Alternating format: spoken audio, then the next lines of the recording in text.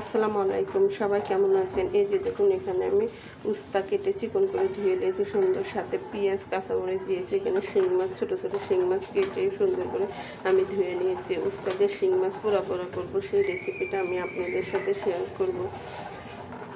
এটা করার জন্য এখানে আমি প্রথমে আদা রসুন বাটা দিলাম। আদা রসুন বাটাটা আপনাদের পরিমাণ মতন দেবেন। এখানে একটু জিরার গুঁড়া দিলাম আমি, যেহেতু সেই মাছের পোড়া পোড়া করবো। সব কিছু লবণ দিলাম এখানে আমি।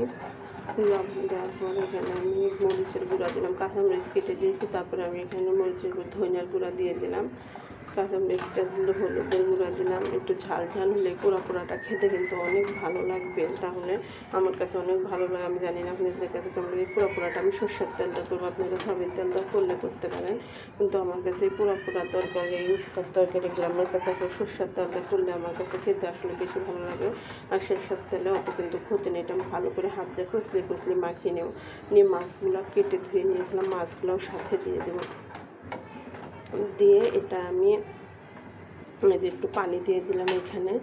পানি দিয়ে পানিটা আমি অল্প করে দেবো, যেহেতু উস্তাটা কিন্তু আসলে অল্প তাড়াতাড়ি সেদ্ধ হয়ে যায়। আর উস্তার পুরোপুরের মধ্যে একটু তেলটা একটু বেশি করে দেবেন। দিয়ে আমি একটা ঢাকনা দিয়ে ঢেকে এটা আমি চুলায় বসিয়ে দেবো।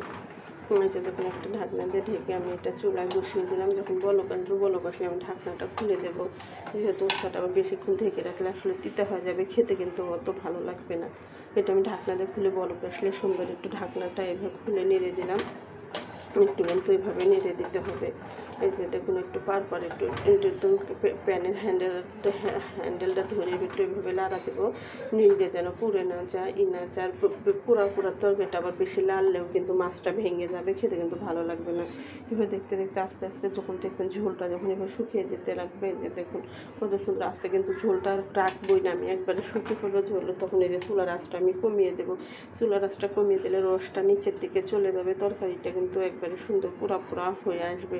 এই যে দেখুন আমার রসটা পুরো অনেকটা শুকিয়ে গেছে। তখন বুঝবেন, আপনারা যখন দেখবেন তেল বেরিয়ে গেছে তখন বুঝতে পারবেন আসলে আপনাদের এই তরকারিটা হয়ে গেছে।